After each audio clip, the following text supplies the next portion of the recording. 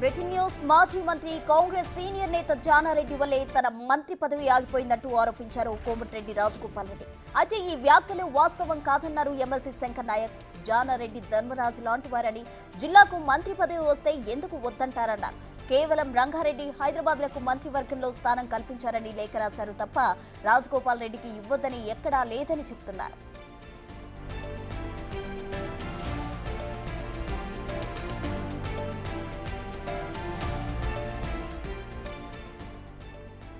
MLC Shankar Naik తో మా ప్రతినిధి రమేష్ ఫేస్ టు ఫేస్.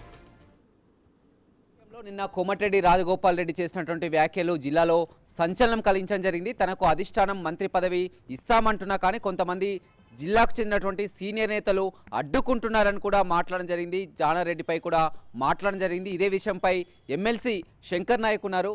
చెప్పండి, నిన్న రాజగోపాల్ రెడ్డి వ్యాఖ్యలను కూడా చూడడం జరిగింది. అధిష్టానం ఇస్తాన్నా కానీ ఇక్కడ ఉన్నటువంటి జానారెడ్డి లేఖ ద్వారా కూడా అది ఆగిపోయిందన్నటువంటి వ్యాఖ్యలు చేయడం జరిగింది. ఏమంటారు? జానారెడ్డి గారు ఎవరికి అడ్డు కాదు. జానారెడ్డి గారు అతను మంత్రి, రాజగోపాల్ రెడ్డి గారికి మంత్రి పదవి వస్తుందంటే సంతోషపడే వ్యక్తి. ఎందుకంటే అధిష్టానం ఒకవేళ ఆ రోజు పార్టీలో రీజాయిన్ అయినప్పుడు అధిష్టానం అతను ఒప్పుకొని ఉంటే తప్పకుండా పార్టీ మంత్రి పదవి ఇస్తుంది. దానికి కాంగ్రెస్ పార్టీగా నేను కానీ, మా మహేష్ కుమార్ గౌడ్ టీపీసీ అధ్యక్షులు కానివ్వండి, రేవంత్ రెడ్డి గారు కానీ ఎవరు కూడా అడ్డు కాదు. ఎందుకంటే కాంగ్రెస్ పార్టీ ఒక నిర్ణయం తీసుకుని దాన్ని కట్టుబడి ఉంటే మేము. కానీ జానారెడ్డి గారు హైదరాబాద్, రంగారెడ్డి జిల్లాకు సంబంధించిన మాజీ ఎమ్మెల్యేలు, మాజీ మంత్రులు అందరూ పోయి, ఈ రంగారెడ్డి జిల్లాలో 29 మంది ఎమ్మెల్యేలు ఉంటారు కాబట్టి 29 స్థానాలు ఉంటాయి కాబట్టి రేపు కార్పొరేషన్ ఎలక్షన్స్ వస్తాయి, లోకల్ బాడీస్ వస్తాయి కాబట్టి ప్రాతినిధ్యం లేదని అడగడం జరిగింది.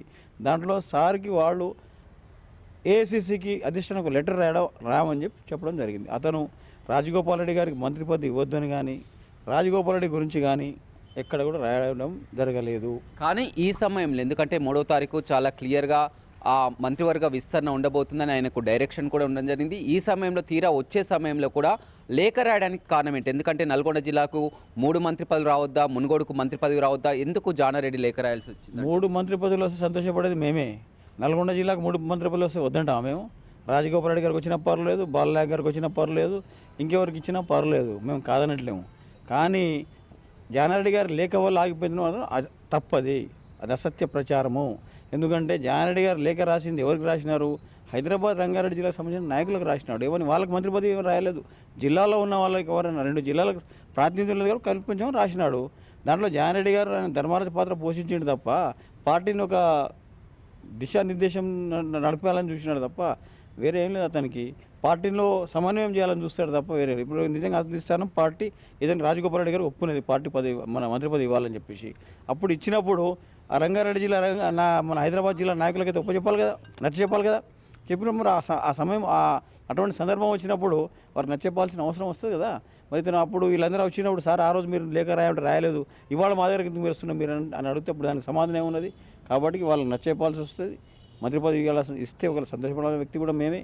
సార్ కూడా అడ్డం కాదు, దానికి జానారెడ్డి గారు అడ్డుపడే వ్యక్తి కూడా కాదు అని చెప్పారు. నిన్న జరిగినటువంటి వ్యాఖ్యలు, రాజగోపాల్ రెడ్డి వ్యాఖ్యలు, జానారెడ్డి కూడా జరిగింది, మీరు కూడా మాట్లాడడం జరిగింది. జానారెడ్డి ఏంటి వ్యాఖ్యలపై ఏంటి? జానారెడ్డి గారికి ఆ ఉద్దేశం లేనప్పుడు ఇంకేముంటుంది? దాని మీద క్లారిఫికేషన్ ఏముంటుంది చెప్పండి. జానారెడ్డి గారి లేఖలో రాజగోపాల్ రెడ్డి గురించి రాయలేదు. ప్రస్తావన లేనప్పుడు ఆయనకు మాత్రం ఏముంటుంది, మాకు మాత్రం ఏముంటుంది? మేమందరం రాజగోపాల్ రెడ్డి గారికి మంత్రి పదవి సంతోషపడే వ్యక్తులు, మేము కూడా సంతోషపడే వ్యక్తులమే కదా. అతనికి అర్హత కూడా ఉన్నది, ఒకవేళ అడగడం అర్హత కూడా ఉన్నది. కానీ దానికి మేమైతే అడ్డుపడట్లేము కదా. కానీ రాజగోపాల్ రెడ్డికి హైకమాండ్ గతంలో హామీ ఇవ్వడం జరిగింది. మొన్న భువనగిరి ఎంపీ గెలిపించినప్పుడు కూడా ఖచ్చితంగా ఇస్తామని హామీ ఇవ్వడం జరిగింది. 16 నెలలు గడుస్తుంది. మొత్తం తీరా వచ్చే సమయంలో కొంతమంది ఇక్కడ సీనియర్ నాయకులు అడ్డుపడంతో ఆగిపోయిందని కూడా అది తప్పు. ఎందుకంటే అధిష్టానము పార్టీ మధ్యలో జరిగిన అది సంభాషణ, తర్వాత వాళ్ళిద్దరి మధ్య అది ఉండొచ్చు, మాట ఇచ్చి ఉండొచ్చు. కానీ అది మాతో జరిగింది కాదు కదా. అది దానికి మేము అంతా అంటే మేము సరిపోను లేము దానికి. ఎందుకంటే అధిష్టానం ఇస్తానంటే మా కాంగ్రెస్ పార్టీ ఎప్పుడైనా మాట ఇస్తే తప్పకుండా ఇస్తుంది. దానికి జానారెడ్డి గారు కూడా అడ్డుపడరు, కాంగ్రెస్ పార్టీగా మేము కూడా అడ్డుపడము. ఎందుకంటే మా పరిధిలో కూడా కాదు అది. అది అధిష్టానం ఒకవేళ వాళ్ళిద్దరి మధ్యలో జరిగిన ఉండొచ్చు, అగ్రిమెంట్ ఉండొచ్చు. కానీ ఈ విషయంలో జానారెడ్డి లేఖతో ఎటువంటి దురుద్దేశం లేదు అతనికి. అతను నిజంగా అతనికి వస్తే జానారెడ్డి గారు అడ్డుపడాడు. ఇంతకు జిల్లాకు వస్తుందా లేదా మంత్రి పదవి? నా చేతిలో ఉన్నది, అదేమన్నా అది అధిష్టానం చేతిలో ఉంటుంది. ఇస్తే సంతోషపడే వ్యక్తులు మేము అంతే. రైట్, చూడొచ్చు చాలా క్లియర్గా చెప్తున్నారు. జానారెడ్డిలో పాత్ర ఎలాంటి పాత్ర లేదు.